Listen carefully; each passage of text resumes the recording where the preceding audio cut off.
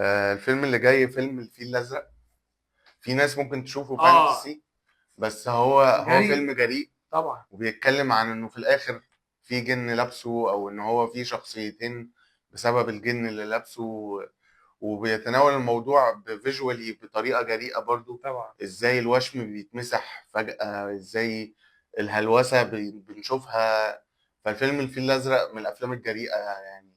وكان ما فيش حد بقى على مستوى الجونرا كاخراج في كاستاذ مروان إخراج حامد، ما حدش عمل كده قبل كده. كده قبل كده. علي سلطان. انا ما حدش قال لي كده قبل كده. وفعلا ما كان يعني ما كانش حد وصل لطريقه الجرافيكس والفيجوالز والحاجات اللي اه. اتعملت جوه الفيلم بالشكل ده. و... وكانت فكره جريئه وصايعه، يعني فكره ان حد بياخد حبايه ويبتدي يشوف حاجات، او الحبايه دي تخلق له حاجات عن الحياه اللي عايز يوصل لها من خلال الحادثه اللي عملها شريف الكردي، اللي هو استاذ خالد الصاوي. وبيحاول يوصل للحقيقه من خلال ده، فلما ياخد الحبايه بيشوف حاجات ما يقدرش يشوفها في الحقيقه، فتوصله مم. للحقيقه يعني. اللي هي زي كده قبل كده برضه.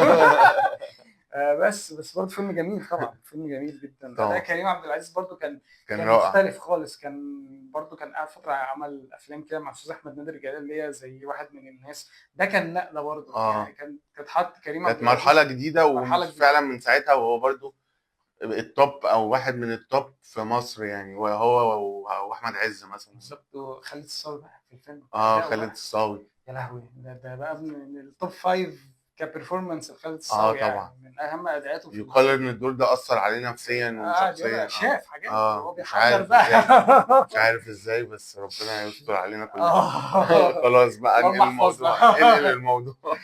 ايه ده، اللمبه بترعش عارف. فلا، ده برضو من الافلام الجامده جدا. ممكن ما يبقاش جريء سياسيا او اجتماعيا كده، بس جريء في فكرته وجريء في اه. المتناول بصراحه يعني. ايوه.